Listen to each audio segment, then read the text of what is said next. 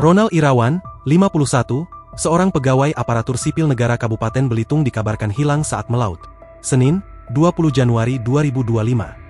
Sedangkan kapal nelayan yang ditumpanginya ditemukan terombang-ambing di perairan Laut Karang 3, berada di belakang Pulau Kalimambang yang masuk wilayah Kabupaten Belitung, Provinsi Kepulauan Bangka Belitung. Saat ditemukan, tak ada pemilik maupun awak kapal di dalam kapal nelayan berwarna biru tersebut.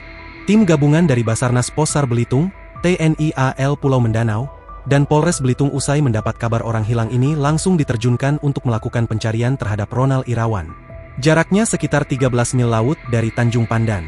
Untuk pemilik kapalnya belum ditemukan, tapi kami masih terus melakukan pencarian, kata Dan Posar Belitung, M. Syahputra kepada posbelitung.co, Senin, 20 Januari 2025. Dari informasi yang dihimpun, Ronald Irawan seorang ASN Belitung berangkat melaut sejak Minggu, 19 Januari 2025, sore dari Pelabuhan Nelayan Teluk Dalam, Desa Juru Seberang, Kecamatan Tanjung Pandan, Kabupaten Belitung, untuk memancing cumi. Namun hingga pada Senin, 20 Januari 2025, ia tak kunjung pulang. Sejumlah saudara dan kerabatnya berusaha mencari keberadaan Ronald Irawan. Namun hanya kapal yang digunakan yang ditemukan dalam kondisi kosong. Kapalnya sekarang sudah ditarik nelayan ke pinggir. Kami masih terus melakukan pencarian, hanya saja terkendala cuaca buruk, ucapnya. Sehingga pada petang hari memutuskan untuk kembali ke daratan dan melakukan pencarian pada esok hari.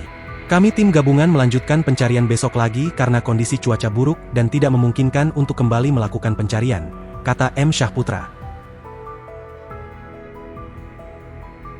Download Tribun X sekarang, menghadirkan lokal menjadi Indonesia.